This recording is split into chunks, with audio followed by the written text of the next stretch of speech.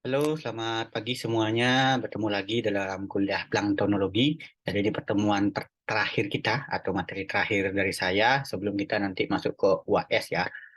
Pada pertemuan kali ini saya akan coba sharing tentang danau prioritas nasional. Jadi kalau di Indonesia tuh kita lihat dari Sabang sampai Merauke itu banyak sekali, ada ratusan jumlah danau yang tersebar di seluruh pulau yang ada di Indonesia, mulai danau yang kecil, waduk dan lain-lain. Cuma pemerintah memiliki kebijakan sendiri terkait jumlah-jumlah danau yang ada di Indonesia semuanya. Tidak semua bisa diintensifkan untuk dikelola.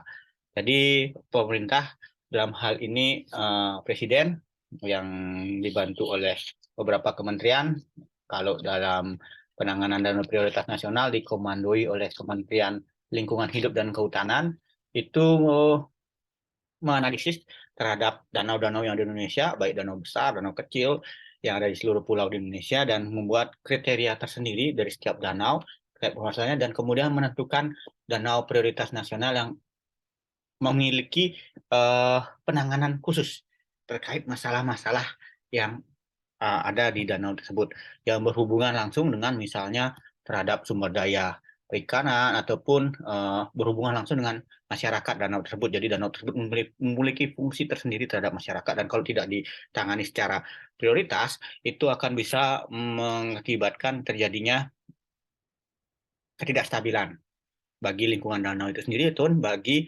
berhubungan dengan masyarakat yang beraktivitas di danau tersebut atau menggunakan danau tersebut sebagai salah satu sumber kehidupannya.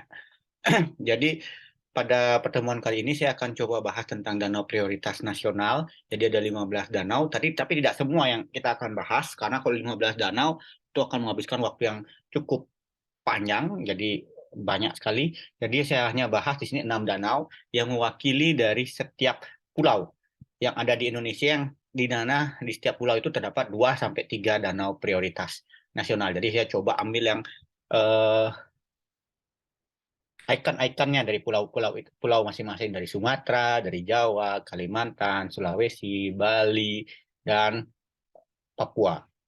Oke, jadi bagaimana sih sebenarnya danau prioritas nasional itu ditetapkan? Jadi ada aturannya ya, aturan dan dasar aturannya yang menetapkan danau-danau yang menjadi prioritas penanganan nasional. Jadi kalau kita bisa lihat, peraturan terbaru yang menjadi dasar penetapannya adalah dari Peraturan Presiden nomor 60 tahun 2021 tentang penyelamatan danau prioritas nasional.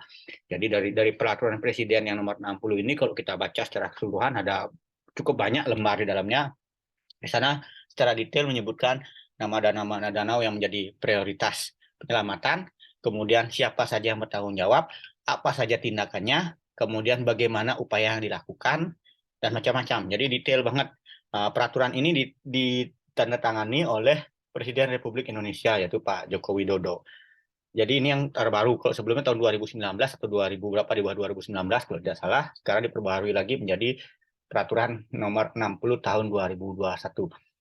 Ini yang menjadi payung hukum. Jadi ketika kita mau melakukan aktivitas atau kegiatan tentang penyelamatan danau. Jadi ketika ingin melakukan sesuatu di danau tersebut, kita harus melihat payung hukum tertingginya. Apakah boleh misalnya pasang KJA, misalnya apakah boleh atau enggak, misalnya kemudian introduksi ikan asing, apakah boleh atau enggak, itu bisa lihat dari peraturan presiden ini, kemudian turunannya, peraturan turunannya yang biasanya dikeluarkan oleh kementerian ataupun pemerintah daerah yang mengelola danau-danau prioritas nasional. Oke, jadi ketika membuat peraturan ini ada dasar dasar penetapannya atau kriteria penetapannya, sehingga terbitlah 15 danau prioritas nasional yang diutamakan untuk diselamatkan. Yang pertama adalah danau itu, atau danau yang masuk dalam 15 kategori atau 15 danau prioritas nasional ini memiliki masalah. Yang pertama, mengalami tekanan cukup hebat dan degradasi berupa kerusakan daerah tangkapan air danau. Jadi daerah tangkapan air danau itu bukan permukaan danaunya atau luas volume danaunya, tapi daerah sekeliling yang penyangga danaunya, bisa hutannya dan lain-lain, yang dia menangkap air sebelum dan air itu masuk ke danau. Jadi mencegah airnya langsung masuk ke danau. Jadi ditangkap dulu, itu biasanya berupa hutan. Nah, hutannya ini banyak sekarang mengalami permasalahan berupa tekanan, alih fungsi, dan lain-lain, sehingga daerah tangkapan airnya menjadi sedikit, semakin sedikit, sehingga air itu langsung briuk masuk ke danau. Tidak lagi tertahan sedikit oleh akar-akar pohon ataupun akar-akar vegetasi yang ada di danau, di sekitar danau itu tersebut. Kemudian yang kedua, kerusakan sempadan danau. Sempadan danau itu adalah areal pinggiran, perbatasan antara perairan dengan daratan. Sebenarnya kalau melihat aturan, sempadan danau ini tidak boleh ada bangunan karena dia menjadi area buffering antara daratan dan perairan. Cuma ketika mulai aktivitas masuk di danau, aktivitas masuk manusia masuk di danau, mulailah apalagi aktivitas pariwisata misalnya, mulai masuk ke danau itu mulai wah kita bikin spot kayak di Batu lah misalnya, kita bikin spot yang enak nih pinggir danau. Oke, mulai ada namanya glamping, mulai ada namanya villa, mulai adanya rumah makan yang menonjolkan view danau langsung pinggir danau. Nah itu yang menjadi uh, salah satu penyebab terbesar kerusakan sebadan danau. Kemudian kerusakan badan air danau. Nah ini kerusakan dari badan air danaunya, kemudian pengurangan volume tampungan danau. Volume itu artinya harusnya misalnya sekarang dia mampu menampung 100 juta kubik air, tapi setelah beberapa lama, 10 tahun, dia hanya mampu menampung 80 juta kubik air. Nah, efeknya gimana? Efeknya ya pasti akan banjir ketika hujan. Area-area sekelilingnya akan tergenang. Karena apalagi danau-danau yang dia tidak mempunyai outlet. Kalau danau-danau memiliki outlet mungkin akan bisa dialirkan, tapi pasti ada efek banjirnya juga. Tapi danau-danau yang tidak memiliki outlet, tidak bisa dikeluarkan airnya, ya udah dia akan mengenangi pinggiran danaunya, sempadan danaunya. Mulai naik airnya itu terjadi di Trunyan. Di Trunyan dulu tuh tinggi loh airnya, kalau misalnya teman-teman yang sempat ke Trunyan atau ke Batur, itu di jalan menuju Trunyan tuh dulu tuh kalau udah musim hujan, udah airnya masuk ke jalan tingginya sampai 30 sentian. Apalagi di Trunyan desanya. Trunyan desanya tuh sampai ke pemukiman airnya masuk. Ya karena emang si Batur ini tidak memiliki outlet, jadi ketika air masuk belas, kemudian daerah eh, tangkapan air danaunya mulai berubah, hutan-hutan di sekelilingnya mulai banyak yang berubah alih fungsi, airnya langsung masuk ke danau, nggak tertahan lagi di daratan dulu, ya langsung naik permukaan air danaunya. Kemudian volume air danaunya berkurang karena ada sedimentasi, jadi kedalamannya semakin dangkal nih. Dulu misalnya 80 meter, sekarang 70 meter kan mengurangi volume juga dia. Sehingga mulailah air masuk ke pemukiman. Kalau di Songan juga yang dekat Pura Ulun, Danu, Batur itu juga biasanya banjir di sana. Padahal beberapa tahun sebelumnya nggak pernah. Cuma sekarang dia mulai banjir. Itu efek tadi karena volume tangkapan airnya berkurang yang diakibatkan luas danaunya atau uh, sedimentasi. Jadi ada sedimentasi yang cukup besar. Ya tadi sekarang ini efek domino ya. Jadi danau mengalami tekanan karena alih fungsi daerah tangkapan airnya, hutannya hilang, nggak ada yang megang air, nggak ada yang megang uh, tanah. Ketika hujan, tanah itu terbawa aliran air langsung masuk. Sedimentasinya menjadi semakin keras. Akibat sedimentasi, danaunya semakin dangkal. Nah, sedimentasi juga bukan mengakibatkan pendangkalan saja, tapi juga penurunan kualitas air. Kenapa? Karena kalau misalnya di sekeliling danau itu ada pertanian atau aktivitas manusia lainnya, pertanian, peternakan, atau pariwisata, atau apapun itu, ketika air dari sekeliling danau, daerah tangkapan air itu langsung masuk, dia membawa partikel tanah. Tanah itu mengandung berbagai unsur bahan organik, nitrat, fosforus, yang bahkan juga masuk ke dalam perairan. Nah, ketika masuk ke perairan, akibatnya akan menjadi pengkayaan bahan organik. Nah, mulai di sana akan terjadi penurunan kualitas perairan. Nah, kalau udah terjadi pengkayaan bahan organik, mulai jadi terjadi eutrofikasi. Eutrofikasi itu juga mengakibatkan penurunan keanekaragaman hayati. Keanekaragaman hayati apa? Misalnya jenis tumbuhan air tertentu menjadi blooming atau jenis alga tertentu menjadi blooming. Ketika dia blooming akan berefek ke konsumen selanjutnya, kemudian berefek ke ikan dan lain-lain. Nah, itu. Jadi masalah lainnya adalah penurunan keanekaragaman hayati juga yang mengakibatkan masalah ekologi, ekonomi, dan sosial budaya bagi masyarakat. Penurunan keanekaragaman hayati bisa terjadi tadi karena secara alamiah tadi, karena yang saya sebutkan sebelumnya, juga bisa terjadi karena introduksi jenis-jenis spesies tertentu ke dalam danau. Ambil contoh yang paling gampang tuh si red devil. Red Devil ini sudah jadi masalah di sebagian besar, bukan hampir ya, di sebagian besar danau di Indonesia, mau di Danau Toba, danau di Jawa, danau di Bali, di Sulawesi, bahkan sekarang di Papua, Red Devil itu menjadi masalah. Red Devil itu ikan, namanya Red Devil, nama common name-nya, kalau scientific name-nya kalau nggak salah Amphilopolis citrinellus atau Amphilopolis sp. Dia tuh ikan yang kayak lohan, dia masih satu keluarga dengan lohan, cuma tidak nonong-nonong banget. Warnanya dia merah atau merah corak hitam. Nah, dia ini ikannya nih tidak ada fungsinya. Sebenarnya dia ikan hias. Entah gimana ceritanya mereka bisa masuk ke Indonesia, terintroduksi, masuk ke danau-danau Indonesia, dan dia bisa beradaptasi dengan baik. Beberapa tahun yang lalu dia populasinya belum banyak, sekarang populasinya sangat mendominasi di Bali, di Batur khususnya seperti itu, mendominasi banget dan tidak bisa digunakan untuk apa-apa. Dagingnya nggak enak, dagingnya tipis, banyak tulang, nggak enak. Kemudian kalau ditangkap ya udah nggak bisa bernilai ekonomis apapun, dimakan juga nggak enak, jadi orang malas nangkap. Kemudian kalau di perairan liar, dia cepat banget dia bisa mampu bereproduksi. Reproduksinya cepat, hasilnya banyak. Kemudian dia juga selain itu dia sifatnya karnivor. Karnivor ketika sudah mampu cukup besar, dia mampu menekan populasi ikan lainnya dengan cara ketika ikan lainnya sedang bereproduksi, menghasilkan telur, dimakanin semua telurnya. Kemudian ada larva ikan juga dimakanin semua. Jadi cukup complicated, bukan bukan hanya sebagai kompetitor ya di sana, juga sebagai karnivor. Kompetitor dalam artian kompetitor mencari makanan karena jenis makanannya sama terhadap ikan-ikan asli danau yang lainnya atau native spesies danau tersebut, tapi juga dia memakanin ketika ikan-ikan asli danau tersebut melakukan reproduksi. Nah, ikan-ikan asli danau tersebut atau native spesies di beberapa danau itu biasanya reproduksinya rendah dan jarang. Udah rendah, jarang lagi terus dimakanin sama ikan red devil. Akibatnya populasinya menjadi drop. Nah, ini yang mengakibatkan penurunan keanekaragaman hayati. Itu juga terjadi pada eh, tanaman air, tumbuhan air. Jadi tumbuhan air yang paling sering kita temui di seluruh danau di Indonesia adalah Eucerma crassipes atau eceng gondok. Itu sebenarnya bukan spesies asli Indonesia, spesies introduksi juga yang menjadi invasif spesies. Kenapa? Karena dia cepat banget pertumbuhannya.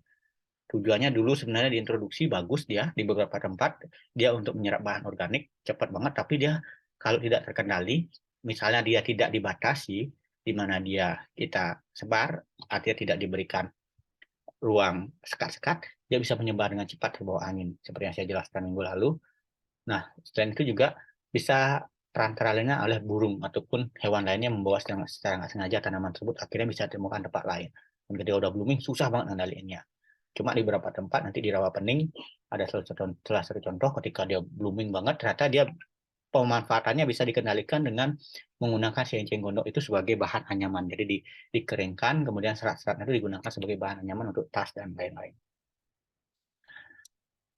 Kemudian kriteria lain untuk penetapan 15 danau prioritas nasional ini adalah memiliki nilai strategis ekonomi, ekologi, sosial, budaya, dan ilmu pengetahuan. Jadi beberapa danau di sini dia memiliki nilai strategis ekonomi karena memang dimanfaatkan masyarakat untuk sebagai sumber mata pencarian.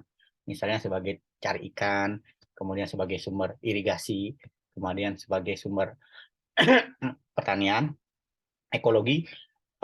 Dia beberapa danau, contohnya nanti yang ada di Papua, dia secara ekologis dia memiliki jumlah native spesies yang paling banyak di Indonesia di danau tersebut. Dan ada beberapa jenis ikan yang seharusnya di perairan laut ditemukan di perairan darat. Itu menjadi salah satu sumber ilmu pengetahuan. Jadi dia harus diprioritaskan untuk diselamatkan sebelum dia berubah danau tersebut.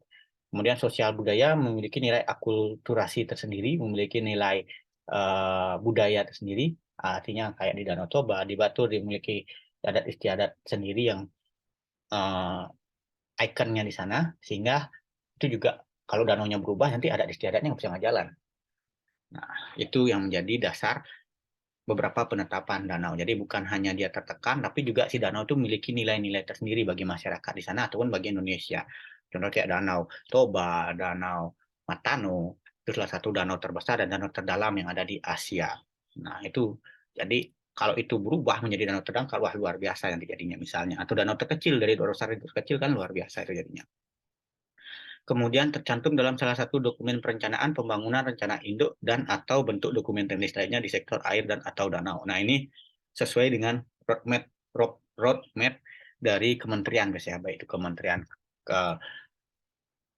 Lingkungan Hidup dan Kehutanan maupun Kementerian Pertanian maupun Kementerian Perikanan. Jadi biasanya di setiap kementerian itu memiliki roadmap tentang pengelolaan danau. Ketika dia bicara danau, kalau pertanian mungkin dia pada sempadan, kemudian daerah tangkapan air danau, daerah pesisirnya air danau, dia di sana pertanian, kemudian perikanan lebih banyak ke zona perairannya, bagaimana pengelolaannya. Kalau Kementerian Lingkungan Hidup dia lebih banyak bagaimana mengelola danau itu tetap sustainable dan lestari. Nah, itu jadi ini ada 8 kriteria yang menjadi dasar penetapan 15 danau prioritas nasional. Jadi kalau dilihat dari setiap danau yang ditelaah itu, apakah sudah 8 kategori yang terdapat di danau tersebut. Kalau terdapat di danau tersebut, maka dia akan dirancang menjadi draft danau prioritas. Nah, nanti baru dikurasi lagi atau dianalisis lagi yang mana lebih urgent nih untuk bisa diselamatkan. Keadaannya lebih parah biasanya, keadaan lebih parah atau keadaannya dijaga supaya tidak semakin parah karena nilai-nilai tadi itu. Oke. Nah, ini 15 danau prioritas nasional yang ditetapkan berdasarkan peraturan tadi nomor 60 tahun 2021. Ada di Sumatera, di Jawa, Kalimantan, Bali, Sulawesi, dan Papua. Nah, yang paling banyak memang ada di Sumatera dan di Sulawesi. Nah, kalau di Sumatera sendiri yang pertama ada Danau Toba yang ada di Sumatera Utara, yaitu danau terbesar di Asia. Kemudian ada Danau Maninjau ada di Sumatera Barat. Kemudian Danau Singkarak juga berdekatan. Maninjau Singkarak ada di Sumatera Barat juga. Kemudian Danau Kerinci ada di Jambi. Jadi ini 4 danau yang ada di Sumatera yang menjadi danau prioritas nasional. Kemudian di Pulau Jawa, yang pertama ada Rawa Danau yang ada di Provinsi Banten, kemudian Danau Rawapening yang ada di Jateng. Ya, nih Rawapening ini yang menjadi beberapa tahun ini menjadi sorotan karena banyak perubahan alih fungsi dan mulai ada KJA yang mengganggu.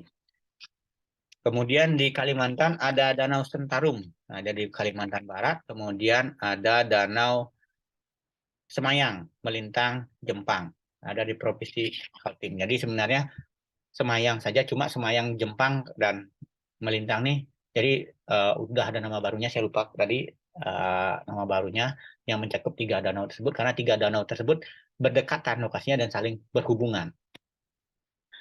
Kemudian di Bali ada Danau Batur, danau terbesar di Provinsi Bali, yang cukup menarik karena berbeda dengan karakteristik danau-danau lainnya yang ada di Indonesia, dia nggak ada outlet dan inletnya. Jadi itu yang menyebabkan dia menjadi salah satu danau prioritas nasional juga. Kemudian di Sulawesi ada Danau Tempe di Provinsi Sulawesi Selatan, kemudian Danau Poso di Sulawesi Tenggara, Danau Matano di Sulawesi Selatan juga. Ya benar ya, oh ya. Kemudian Danau Limboto yang saya sampaikan di studi kasus kita kemarin, bagaimana perubahan Danau Limboto kalau kalian di video tersebut, dan kalian sampaikan, kira-kira kalau kalian punya ide, diapain danau ini ya, supaya dia tidak semakin rusak. Ada di Gorontalo, kemudian Danau Tondano yang ada di Provinsi Sulawesi Utara. Dan terakhir ada Danau Sentani di Provinsi Papua, satu-satunya danau yang menjadi prioritas nasional di Papua. Karena menarik Danau Sentani ini karena dia dekat dengan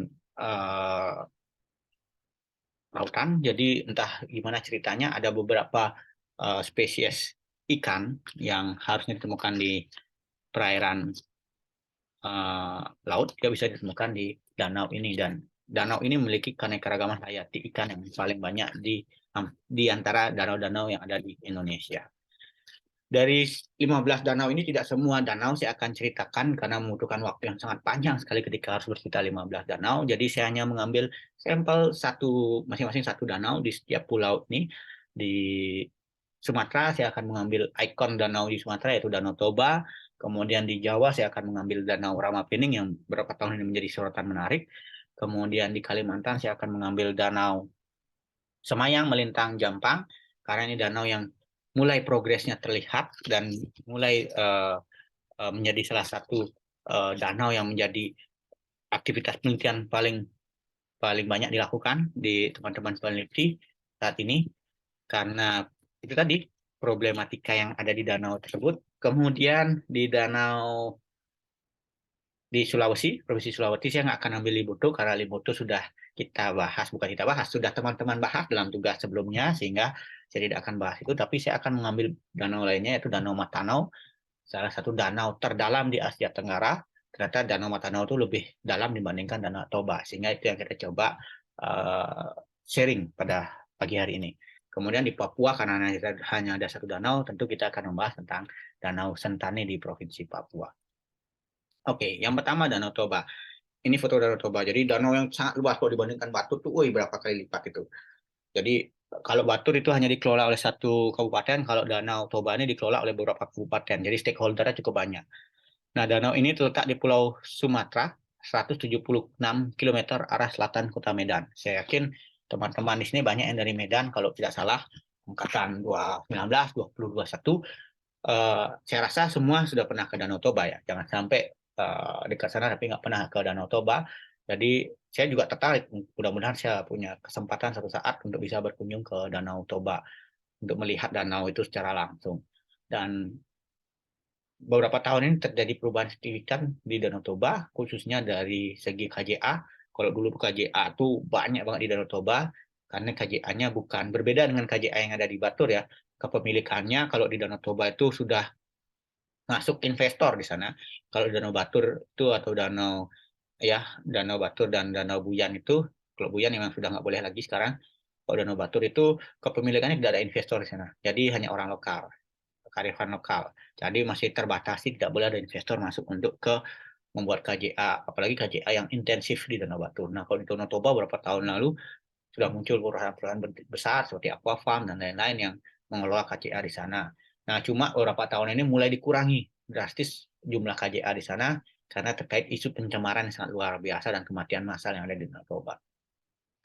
Nah, Danau Toba ini merupakan danau yang menarik, adalah danau terbesar di Indonesia secara cakupan luas ya, dan juga di Asia. Ternyata Indonesia, kalau kita lihat dari ceritanya dulu, sebenarnya Danau Toba ini merupakan gunung. Kalau tidak salah ya, nanti mohon saya direvisi. Saya juga membaca dan mendengar. Jadi sebenarnya gunung kemudian dia meletus secara hebat dan akhirnya meninggalkan jejak letusan itu berupa danau yang saat ini. Bisa dibayangkan ketika danaunya ukuran ini, gunungnya ukurannya seperti apa dulu besarnya. Sama seperti Batur, Batur juga dulu sebenarnya Danau Batur adalah gunungnya di sana, kalderanya di sana. Kalau yang sekarang itu adalah sisanya, Gunung Batur itu adalah sisanya, jadi bisa dibayangkan Gunung Batur itu seberapa besar ukurannya dulu. Sehingga di bawah itu sebenarnya juga walaupun status Gunung Batur tidak aktif, di bawah itu masih kita lihat kalau di dasar perairannya masih ada sulfur yang mengindikasikan bahwa itu bekas dari letusan gunung berapi yang masih sedikit ada kandungan bahan sulfurnya di dalamnya. Luas perairannya yaitu 500 sekian dengan kedalaman, ini sebenarnya bukan 529 ya, yang terbaru sekitar 505 meter kedalamannya, jadi hampir setengah kilo. Bayangkan setengah kilo kedalamannya. Kalau kalau kita coba lihat itu dari rektorat sampai ke McD mungkin, ya mungkin lah sampai McD atau mungkin sampai di RS Unut. Nah segitu dalamnya. Nah, manusia udah nggak mungkin nyelam, udah tidak memungkinkan untuk nyelam dengan kedalaman seperti itu, meledak paru-parunya atau terjadi dekompresi. Nah kalau airnya sendiri, sumber air Danau Toba ini berasal dari sungai-sungai. Jadi ada beberapa sungai yang mengalir dan kemudian bermuara ke Danau Toba. Nah, kayak gini contohnya. Jadi ini kelihatan nih yang hijau, bukan hijau, apa namanya, ini biru-biru. Ini beda lagi. Kalau orang Madura lihat ini hijau, kalau orang biasa lihat ini biru. Nggak apa-apa sih sebenarnya. Nah, ini adalah beberapa sungai kecil yang mengalir ke danau.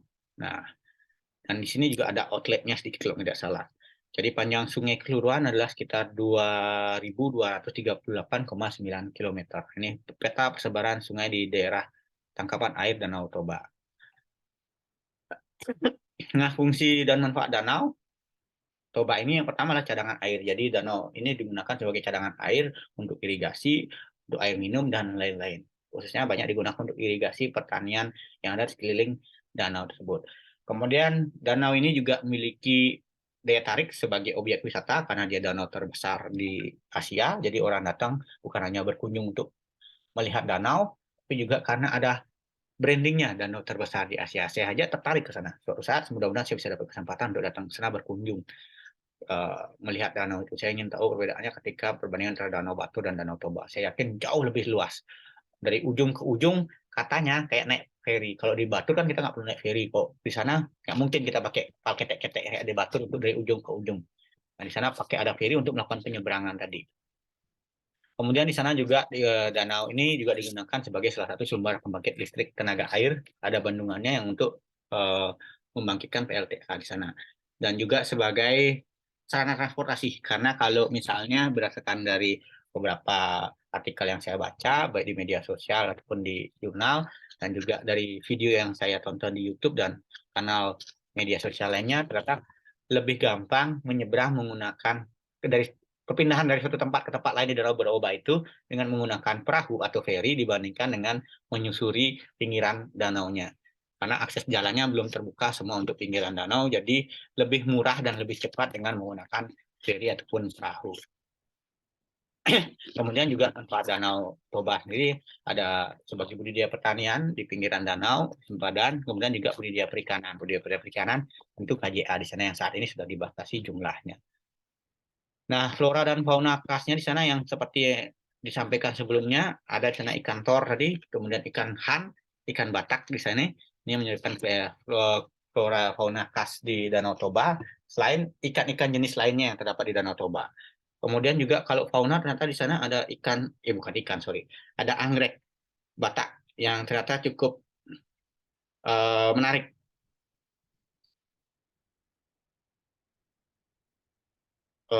Di sana. Kalau fauna airnya ada berapa? Saya lupa cantumkan di sini ada berapa jenis fauna air yang tidak terlalu banyak jumlahnya dan tidak ada yang endemik di sana. Yang endemik malah ini tadi anggrek bata ini.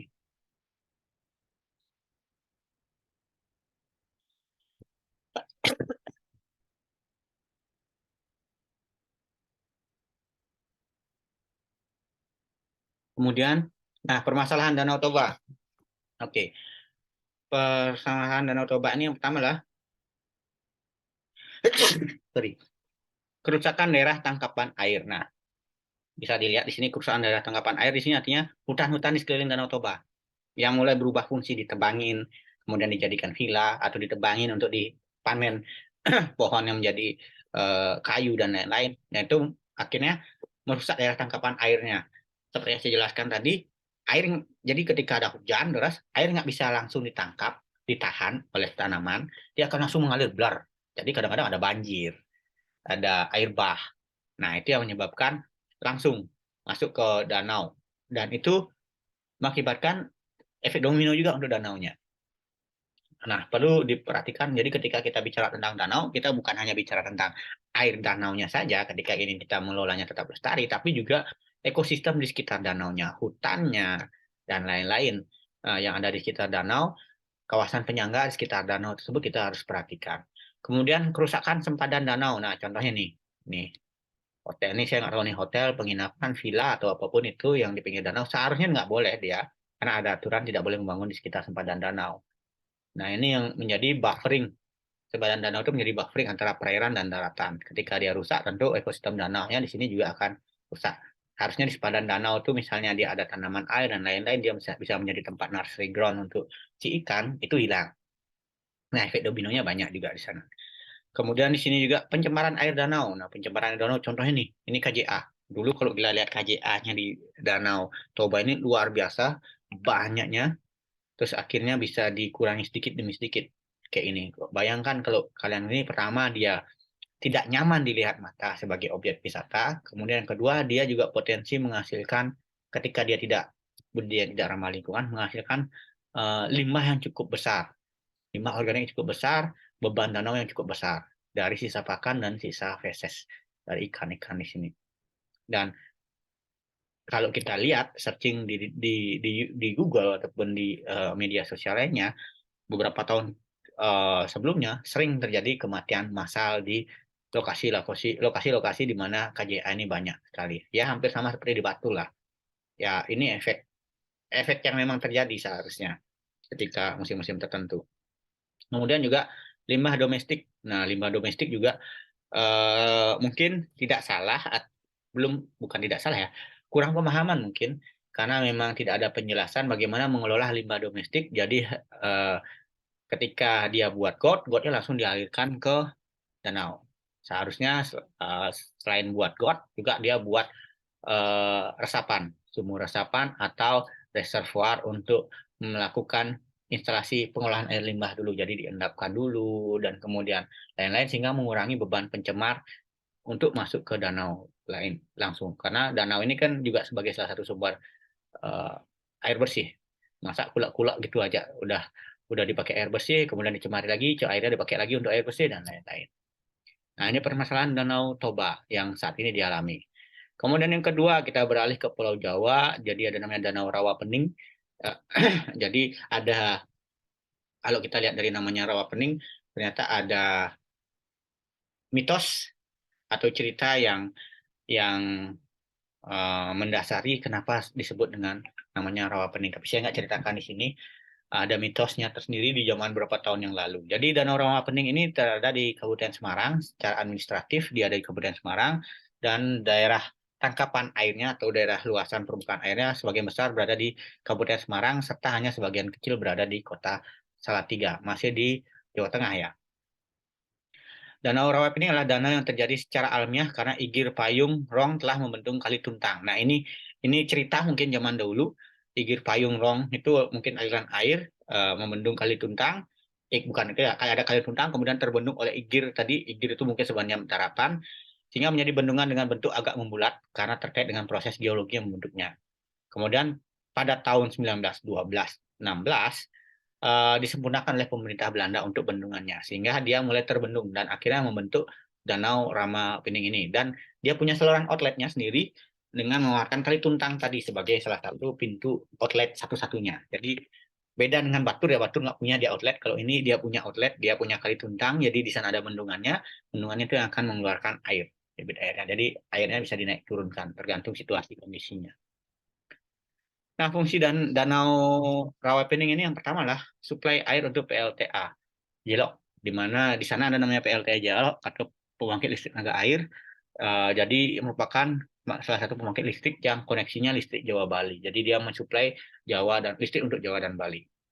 Kemudian Danau Rawapening ini juga menjadi saluran irigasi, penyuplai untuk saluran irigasi air-air irigasi di Kabupaten Semarang, Kabupaten Demak, dan Kabupaten Grobogan.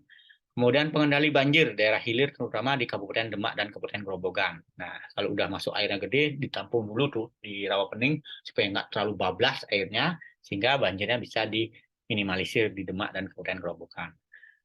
Jadi di sini juga banyak dilakukan kegiatan pariwisata, wisata air maupun agrowisata di sekitar Rawapening sini. Kemudian juga ada perikanan, kegiatan perikanan darat, yaitu perikanan alami, yaitu penangkapan, dan juga perikanan budidaya. Jadi KJA juga banyak di sini. Jadi fungsi danau juga selain irigasi tadi juga penyedia air bersih, air baku untuk bisa diolah menjadi air bersih untuk industri ataupun untuk PDAM. Kemudian pesawahan pasang surut di sekitarnya dan penambang gambut sebagai bahan pupuk organik dan sarana budidaya jamur. Nah, ini ada mungkin karena namanya rawa, ada bagian gambutnya sendiri di sana, sehingga itu yang sering ditambang, diambil untuk sebagai bahan pupuk organik.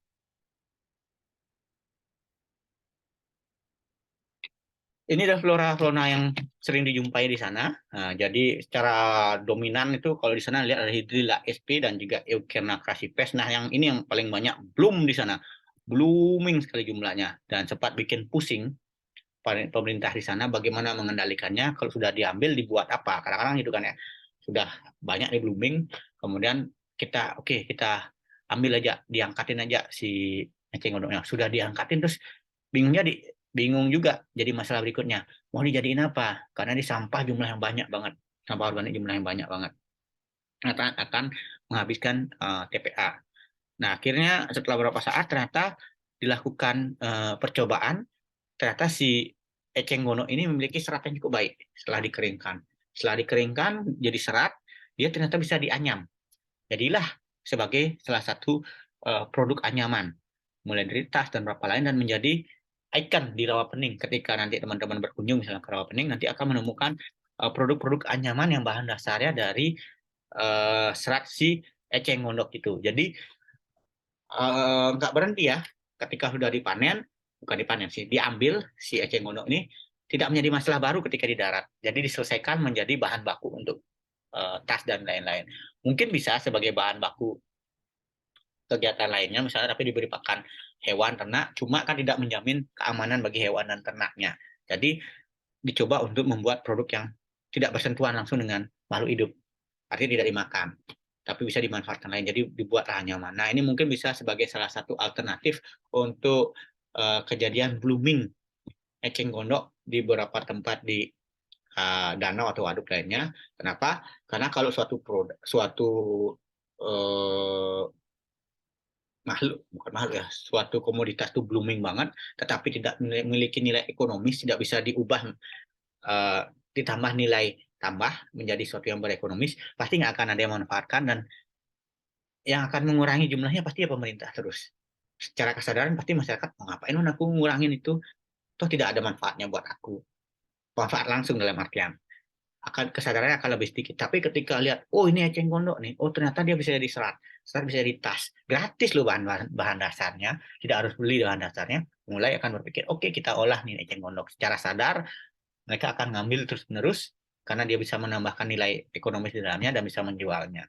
Nah itu mungkin sebagai salah satu alternatif untuk mengurangi populasi eceng gondok di tempat-tempat lainnya. Nah, ikan yang banyak ditemukan di sana adalah 90% tuh bukan 90%, 80% adalah nilem atau Osteochelus hasselti. Kemudian juga banyak ditemukan ikan kutuk. Kalau bahasa Jawa ikan kutuk, kalau bahasa Balinya ikan jelag, jelag kalau bahasa Indonesia ikan gabus, atau sering disebut dengan golongan dari cana yang saat ini ngetren. Cuma cana striata tidak terlalu ngetren sebagai salah satu ikan hias ya. Cana striata ini lebih banyak dia digunakan sebagai bahan baku obat karena si cana ini dia memiliki albumin, kandungan albumin yang sangat berguna untuk orang yang habis melakukan operasi, karena dia akan, albumin ini akan cepat membantu proses pengeringan luka dari dalam ketika dikonsumsi. Nah ini yang menarik dari cana, sehingga beberapa tahun ini cana atau ikan kutuk ini banyak diambil, dibudidayakan, kemudian dicari albuminnya dan dibentuk dalam kapsul. Harganya cukup mahal untuk dikonsumsi bagi orang yang selesai operasi di situ. Nah, permasalahannya adalah yang terdapat di Danau Rawapening. Yang pertama adalah adanya penambangan galian golongan C yang tidak terkendali untuk pengambilan galian andesit, berpengaruh negatif terhadap lingkungan dan bahan gali situ. Jadi di sana ada tambang andesit, ada penggalian, jadi berpengaruh juga secara nggak langsung terhadap lingkungan danaunya. Kemudian terganggunya kelestarian sumber air karena pengambilan air baku secara berlebihan oleh pengusaha di sumber atau mata air atau hilir Danau Rawapening. Jadi karena ada beberapa sumber mata airnya itu dimanfaatkan untuk kemasan komersil mungkin ya. Jadi juga berpengaruh juga terhadap danau sendiri. Kemudian alih fungsi tanah untuk pemukiman dan pertanian tidak ramah lingkungan. Jadi seperti biasalah kita bisa lihat ini problematika klasik dalam danau Indonesia. Tingkat kelerengan lahan yang curam lebih dari 25% menjadi penyebab tingginya runoff dan sulit untuk dihijaukan dan vegetasi dominan untuk tegalan atau kebun. Jadi di pinggir-pinggir danaunya itu dia kemiringan 25 derajat. Nah, 25 derajat ketika ada hujan langsung bablas. Nah, di situ juga vegetasi yang dominan itu banyakan tegalan atau kebun. Nah, tegalan dan kebun itu biasanya akar-akarnya nggak terlalu dalam. Jadi ketika hujan ya udah bablas juga dia 25%. Jadi perlu diperhatikan ketika dia kemiringan seperti itu, dia ditumbuhkan tumbuhan-tumbuhan yang memang memiliki akar yang cukup kuat untuk menahan aliran tanah ketika terbilas air hujan. Kemudian juga yang terjadi di Rawapening adalah penangkapan ikan secara liar karena menggunakan rastrum dan racun. Jadi konflik antara nelayan di Rawapening. Jadi ada yang kalau bilang lurus-lurus saja tangkap ikannya, tapi ada yang juga menggunakan racun. Nah, yang lurus-lurus ini pasti dia akan, aku udah coba coba menjaga kelestariannya dengan menangkap cara lurus-lurus saja, tapi kamu malah menggunakan cara negatif, aku juga berimpact nih. Impactnya apa? Hasil tangkapanku semakin berkurang gara-gara kamu. Nah, itu menjadi konfliknya. Sehingga perlu aturan bagaimana penangkapan ikan secara terkendali dan lestari. Ambil contoh di Batur juga, di Batur kita juga menggunakan aturan yang bukan kita, pemerintah juga menggunakan pemerintah daerah Kebupaten Bagli juga menggunakan aturan dari hasil yang kita lakukan, yaitu penggunaan mata jala. Jadi nggak boleh lagi menggunakan mata jala yang cukup kecil banget, yang berakibat menangkap ikan-ikan yang ukurannya sangat kecil. Nah, jadi paling nggak kita menangkap ikan-ikan yang ukurannya cukup besar, terutama untuk ikan-ikan nila, kemudian ikan-ikan lainnya yang bernilai ekonomis, sehingga populasinya tetap terjaga. Tingginya potensi konflik dari pemanfaat potensi perairan rawa pening, karena rawa pening ini banyak uh, uh, pihak yang memanfaatkannya, mulai dari pertanian dan lain, jadi satu sama lainnya saling intip nih. Jadi ketika satu merasa terganggu oleh aktivitas sektor lainnya, mulai terjadi konflik. Nah, itu biasa, sama kayak di Batur lah. Menurutnya kualitas air danau rawa pening karena berbagai aktivitas ya tadi. Manajemen usaha wisata kurang memperhatikan aspek kelestarian karena mereka baru memulai. Jadi sekarang mulai diarahkan bagaimana membuat wisata yang sustainable. Kemudian ini ketiga adalah Danau Batur, danau yang sering kita gunakan sebagai objek praktikum, objek penelitian. Jadi Danau Batur ini merupakan jenis danau kaldera aktif. Kalau kita lihat ini Danau Baturnya, jadi sangat menarik sekali. Danau Baturnya sudah tidak aktif lagi, tidak pernah batu-batu, dan dulu katanya Danau Batur ini adalah merupakan gunung baturnya, meledak, dan sisa anaknya ini di sini. Jadi di dalam Danau Batur ini masih katanya ada kaldera yang cukup aktif, sehingga ada sulfur yang masih sangat banyak jumlahnya di dasar perairan. Ini danaunya terlihat kok dari bagian barat. Ini bukan Danau Batur, ini bukan Gunung Batur, tapi ini Gunung Abang. Di baliknya Gunung Abang ini ada Gunung Agung. Jadi berderet sebenarnya deretan gunung-gunung Gunung Batur. Kalau dari timur Gunung Agung, Gunung Abang, dan Gunung Batur. Jadi relatif aman Gunung Batur. Daerah di sekitar sini dari letusan Gunung Agung. Jadi Gunung Agung itu salah satu gunung yang paling besar, paling tinggi di Provinsi Bali dan masih aktif hingga saat ini. Jadi kalau meletus Gunung Agung ini biasanya dia tidak akan mengakibatkan letusannya ke arah Batur. Padahal jaraknya sedikit dekat banget ini sebenarnya di baliknya ini udah Gunung Agung. Cuma karena terhalang oleh Gunung Abang, jadi relatif lebih aman posisinya. Jadi biasanya letusannya ke arah timur. Merupakan danau terbesar di Pulau Bali. Di antara 4 danau lainnya, ada di Bali ada 4 danau, Batur, Buyan, Beratan, dan Tamlingan. Jadi Batur merupakan yang paling luas. Kedua adalah Buyan, ketiga adalah Beratan, dan terakhir adalah Tamlingan. Buyan, Tamlingan itu kayak dibilang anak kembar, karena kondisi lingkungannya sangat mirip dan berdempetan di sana. Luas permukaan air danau adalah 16,05 km persegi. Kemudian dengan volume air 815,38 juta meter kubik, kedalaman rata-rata 50,8.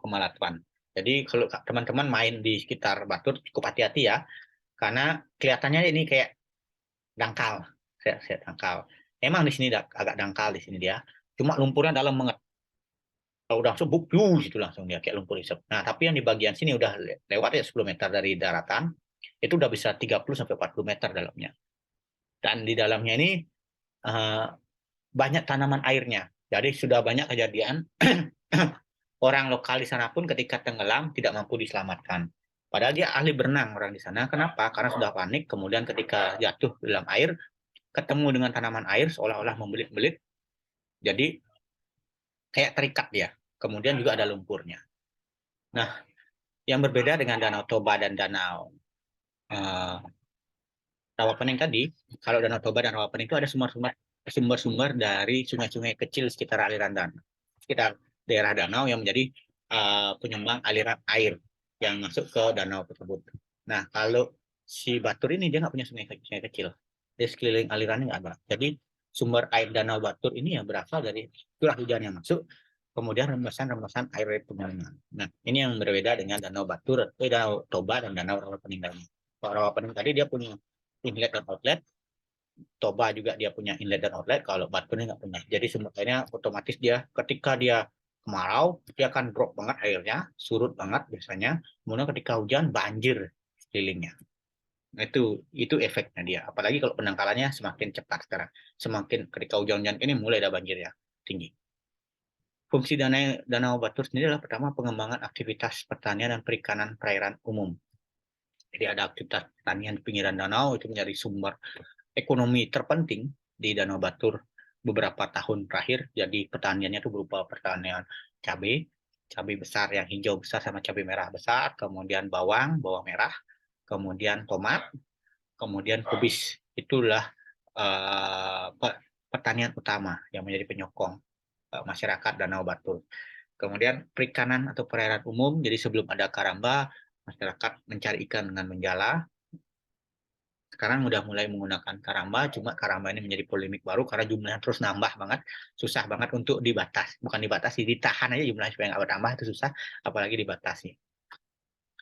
Kemudian pemberdayaan ekonomi masyarakat sekitar danau, karena Danau Batur ini ada ikon yang menarik. Di sana adalah kuburan Trunyan, di mana kalau teman-teman tahu Trunyan adalah salah satu kuburan, ada pohon tarumenyan.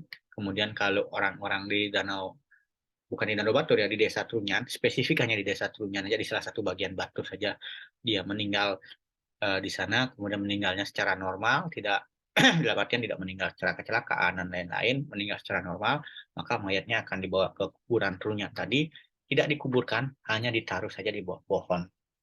Dan jumlahnya hanya boleh, kalau nggak salah, 7 maksimum. Jadi ketika mayatnya sudah 7 dan kemudian ada mayat baru, mayat yang paling lama di sana kemudian akan diambil tulang belulangnya ditaruh di pinggir pohon-pohonan tersebut. Jadi nanti kalau teman-teman main di sana akan kelihatan tulang tengkorak manusia dan lain-lain banyak banget di sana. Tapi yang aneh adalah tidak ada bau mayat atau bau busuk dari mayat karena menurut kepercayaan bau busuk itu diserap oleh pohon tarumenyan di sana. Tapi untuk ke daerah kuburan tersebut harus naik perahu ya, karena bagian kuburan itu terpisah dari bagian desanya. Kemudian fungsi danau juga pelestarian karena keragaman hayati danau, karena danau ini memiliki ikon uh, perikanan yang cukup menarik, yang menjadi beberapa jenis ikan, terutama ikan-ikan native spesiesnya merupakan bahan baku atau bahan dasar untuk upacara. Jadi perlu dipelestarikan. Kemudian pengembangan pariwisata ini yang mulai 10 tahun ini marak di Danau Batur. Jadi pengembangan pariwisata, baik itu pariwisata danau atau pariwisata di sekelilingnya. Jadi kalau selama pandemi ini, mulai dari 2020 sampai sekarang tuh banyak berdiri glamping, glamour camping, kemudian villa dan lain-lain yang cukup murah. Itu menjadi aktivitas pariwisata yang cukup menarik. Kemudian juga mulai mulai melirik terhadap Gunung Batur. Sekarang kalau mau mendaki di weekend di Gunung Batur, ramenya luar biasa dibandingkan ketika saya beberapa tahun yang lalu ke sana masih sepi, termasuk juga Gunung Abang masih sepi. Kemudian juga aktivitas di lautan pasir di Gunung Batur. Kalau dulu saya off-road di sana sepi, yang off-road paling saya saja, teman-teman saja off-road. Kalau sekarang ternyata masyarakat di sana mulai melirik sebagai aktivitas pariwisata kayak di Bromo tadi. Jadi mulai menyewakan jeep, aktivitas tur di lautan pasir tadi, foto-foto dan macam-macam. Ini flora dan fauna yang ada di Danau Batur, jadi cukup banyak, mulai dari jenis tumbuhan airnya yang floating, submerged, dan emergent, yang seperti saya jelaskan kemarin. Kemudian jenis tanaman di sini adalah jenis tanaman yang ada di daratan, ya, bukan tanaman airnya. Kemudian jenis ikannya juga cukup banyak. Nah, ada ikan mas, ikan nila, mujair, nyalian, gabus, lele, red devil, sepat, dan beberapa jenis ikan lainnya yang kami bertemukan. Nanti akan rilis datanya di awal tahun 2023. Permasalahan di Danau Batur hampir mirip dengan permasalahan di danau lainnya. Jadi yang pertama kerusakan daerah tangkapan air DTA, hutan-hutannya mulai berkurang sehingga banyak longsor. Jadi kemarin kenapa kita menunda praktikum, karena kemarin maunya di bulan November, Oktober November kita mau praktikum, cuma ketika di sana lagi hujannya gede-gede dan mulai longsor, kalau nggak salah teman-teman bisa bisa lihat beritanya ada longsor-longsor, kita juga cukup was-was karena terkait keamanan. Karena kalau udah longsor di sana, apalagi jalan utama longsor, udah bablas. Susah untuk cari jalan lainnya. Nah, nah, jadi kita mempertimbangkan keselamatan tadi sehingga kita menunda praktikumnya. Kemudian kerusakan sempadan danau. Ya, sempadan danau ini mulai banyak dilirik sebagai uh, aktivitas pariwisata. Jadi mulai ada glamping, mulai ada villa yang langsung pinggir danau, kemudian aktivitas air panas. Nah, itu jadi sepadan danaunya mulai menghilang digantikan dengan bangunan.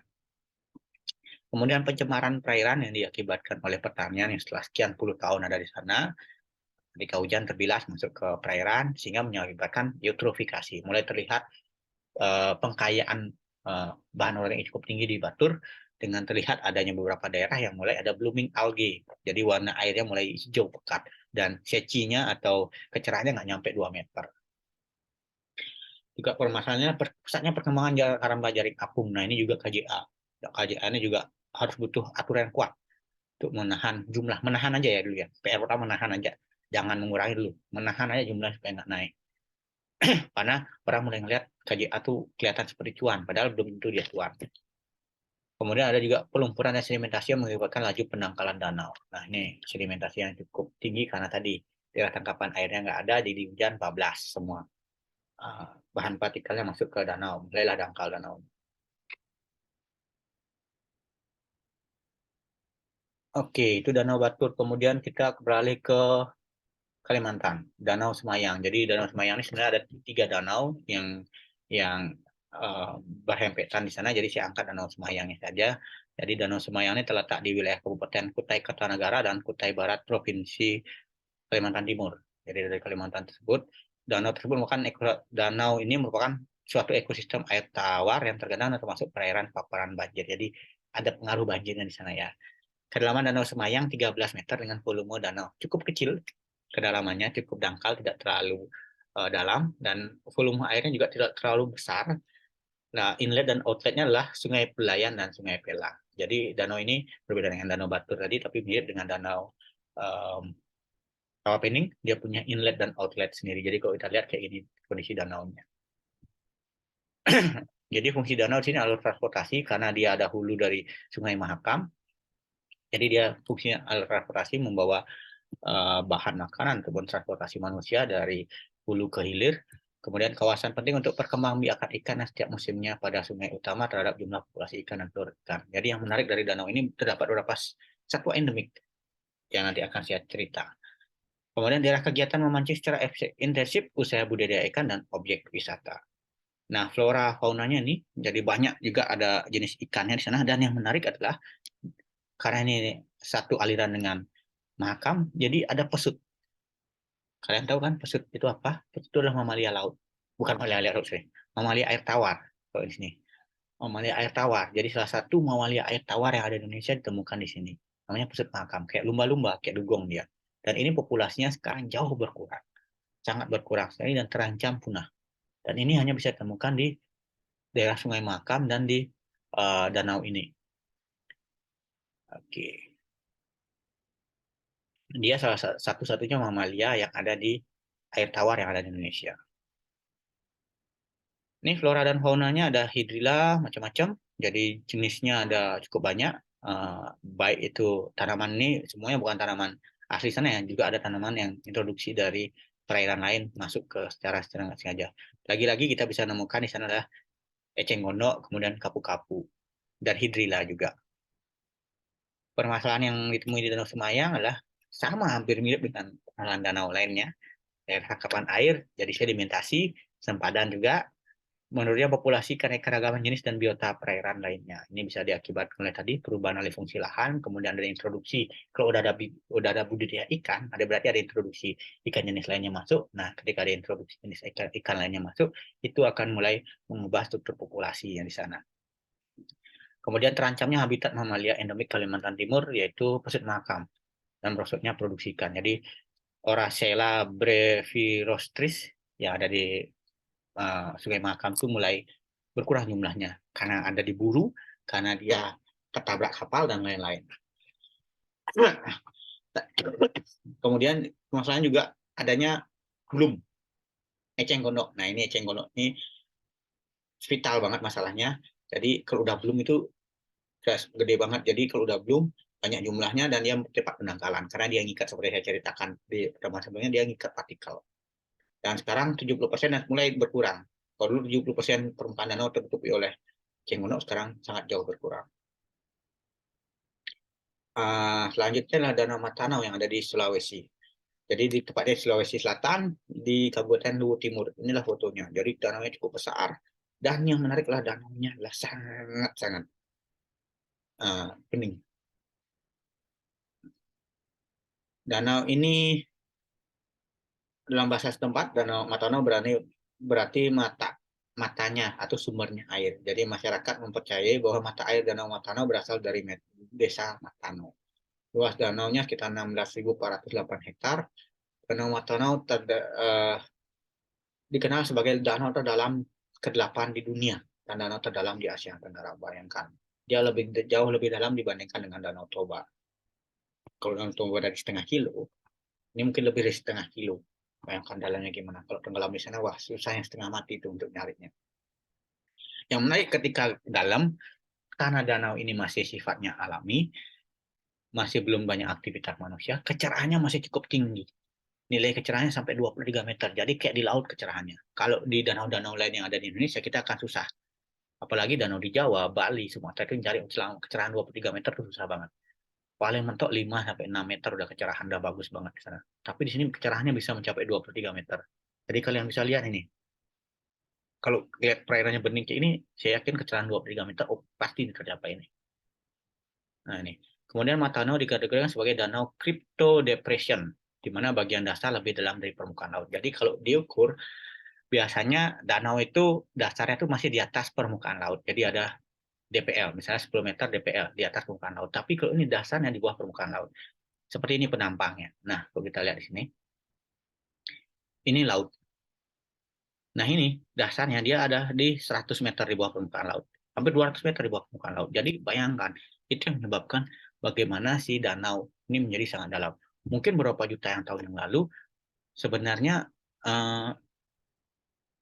ini tersambung mungkin ya. Mungkin ya, saya nggak tahu juga berapa juta yang lalu. Nah, ini kayak gini dia. Ini danaunya. Jadi di atasnya ada ini Danau Matano-nya, di bawahnya ada Danau Tawuti. Jadi Danau Matano ini akan menyuplai air di Danau Tawuti. Kemudian Danau Tawuti akan baru menyuplai air ke irigasi yang lainnya. Sumber mata airnya pasti dari Danau Tawuti, dari sumber Danau Tawuti ini berasal dari Danau Matano ini. Jadi ini yang menarik. Jadi kenapa dia disebut sebagai Danau Crypto Depression. Jadi kalau biasanya danau-danau itu pasti ini nol ini adalah sama dengan permukaan tinggi permukaan laut biasanya di atas ini. Nah, di sini. Sekarang ini ada di bawahnya sehingga kenapa dia menjadi sangat dalam. Danau Toba aja masih di atas permukaan air laut daerah terdalamnya. Fungsi danau sebagai kawasan konservasi taman wisata alam. Jadi karena danau ini sangat menarik dan habitatnya masih sangat lestari sehingga ditetapkan sebagai daerah konservasi taman wisata alam. Digunakan sebagai tujuan wisata air termasuk mendayung dan menyelam dan pembangkit listrik tenaga air. Jadi belum banyak digunakan. Harapannya sih nggak berubah jadi tempat budidaya ikan ya atau tempat pariwisata. Jadi kalau bisa ya sebagai wisata alam aja. Artinya datang ke sana nggak ada villa, nggak ada apa. Kalau mau tinggal di tempat lain aja. Kalau ada villa mungkin atau dibikinkan daerah camping biasa aja tanpa dibikinkan permanen. Nah ini adalah jenis-jenis flora dan fauna. Jadi di sini banyak ditemukan jenis ikan endemik. Jadi yang salah satu ini adalah ikan purba. Kata orang-orang di sana disebut ikan purba. Jadi kelihatan kayak ikan dari zaman lampau di sana. Ini disebut dengan ikan butini nama lokalnya. Kalau nama ilmiahnya Glossogobius mataenensis. Jadi salah satu ikan yang hidup di perairan darat dan dapat dijumpai pada kelompok Danau Malili ataupun di Danau Mantano. Jadi di sini ada banyak sekali. Ini adalah jenis telamataria yang banyak ditemui di Danau Matano. Kemudian inilah jenis ikan pangkilan atau Dermogeni weberi dan Oryzas mataenensis. Kalau faunanya sendiri karena belum banyak penelitian yang mengeksplor Danau Matano, jadi saya belum mendapatkan sumber yang menyebutkan jenis-jenis flora yang ditemukan di Danau Matano. Nah, permasalahan danau, perusahaan daerah tangkapan air. Pengelolaan air dari kegiatan domestik, industri, dan peternakan. Jadi pinggiran danau ini. Sempadan danau. Karena ada di sana ternyata ada penambangan galian. Golongan C. Sehingga itu menyebabkan pencemaran. dan kerusakan sempadan danau tadi, dan berakibat pada sedimentasi. Kemudian belum optimalnya pengembangan pariwisata dan menurunnya populasi endemik. Oke, yang terakhir di sini adalah Danau Sentani. Danau Sentani adalah satu danau yang terletak di Kabupaten Jayapura di Provinsi Papua. Jadi memiliki luas 9.630 hektar dengan kedalaman 70 meter. Jadi danau ini mendapatkan suplai dari 34 sumber mata air dari pegunungan Cyclops. Jadi ini dia, pegunungan Cyclops. Dari sini dia dapat 34 dan sumber airnya berasal dari 14 sungai besar dan kecil. Jadi mirip dengan danau-danau lainnya kecuali Danau Batur ya, sumber mata airnya. Nah, yang menarik di sini adalah dia ada ancaman penangkalan di sini. Nilainya tinggal 6 meter di sini. Nah, kalau ini tidak diatasi, mungkin akan terputus danaunya. Jadi 2 danau. Fungsi Danau Sentani yaitu pertama, tampungan air untuk memenuhi kebutuhan air masyarakat, baik domestik, industri, maupun irigasi. Kawasan danau yang digunakan untuk pariwisata, prasarana transportasi bagi masyarakat. Sama seperti Danau Toba dan danau lainnya, jadi lebih mudah dia untuk berpindah menggunakan transportasi air dibandingkan menggunakan transportasi darat. Kegiatan perikanan tangkap dan kegiatan perikanan budidaya. Ya hampir mirip dengan danau-danau lainnya lah. Nah, ini jenis danau tumbuhan air yang ada di Danau Sentani ada 15 jenis tumbuhan air yang ditemukan di tahun 2022. Kemudian ya, ini juga jenis ikan Danau Sentani juga cukup banyak ditemukan, ada 19 jenis. Nah, yang menarik adalah ada beberapa jenis ikan yang harusnya ditemukan di perairan laut ditemukan di perairan tawar di sini. Yang pertama ikan sembilang. Kemudian ada ikan hiu gergaji. Nah, mungkin karena dia lokasinya ini, saya lupa kasih pertanyaan tadi, dia mirip lokasinya berdekatan dengan laut. Jadi mungkin beberapa tahun yang lalu ada aliran air yang menghubungkan antara perairan tawar dan danau tawar ini dengan laut, kemudian masuk ikan-ikan laut tadi dan mampu beradaptasi secara perlahan dengan air tawar sehingga dia ditemukan. Cuma hiu gergaji ini, nih ya kayak tadi, di sini mungkin dia ada alirannya. Nah, ini hiu gergaji yang ditemukan pada tahun 1962. Yang ini menariknya harusnya dia ditemukan di perairan laut tapi ditemukan di sana. Tapi sekarang sudah jarang sekali, tidak pernah ditemukan lagi si hiu gergaji ini di Danau Sentani. Dan di sana juga terdapat spesies endemik yaitu ikan rainbow fish atau ikan pelangi dengan berbagai jenisnya, berbagai warna ikan, yang salah satu ikan ornamental atau ikan hias yang cukup digemari di pasar domestik ataupun pasar internasional. Nah, permasalahannya yang pertama adalah kerusakan daerah tangkapan air hampir sama. Jadi kalau kita lihat tadi, sedimentasi dan penangkalan, kerusakan sempadan dan kawasan perairan danau, pencemaran perairan, perubahan struktur populasi ikan di danau, dan ancaman berkurangnya populasi ikan endemik. Nah, jadi kalau kita lihat dari seluruh danau, ya kita ambil studi kasus 6 danau prioritas nasional tadi, ternyata permasalahan utamanya hampir mirip ya. Jadi penangkalan, kerusakan daerah tangkapan, sempadan, dan lain-lain. Ini menjadi PR bersama bagaimana kita menjaga danau-danau kita lestari. Ini baru danau yang terlihat menjadi prioritas. Bagaimana dengan danau-danau lainnya? Mungkin jumlah danau prioritas akan meningkat ketika danau-danau lainnya juga tidak mendapat penanganan awal yang lebih baik. Oke, mungkin itu yang bisa saya sampaikan pada pertemuan kali ini. Terima kasih semuanya atas kesempatannya. Nanti kita bisa berdiskusi dengan lebih detail, lebih menarik lagi kalau ada hal-hal yang ingin didiskusikan terkait topik ini pun atau hal-hal lain yang berkaitan dengan danau. Mungkin demikian yang bisa saya sampaikan. Terima kasih semuanya.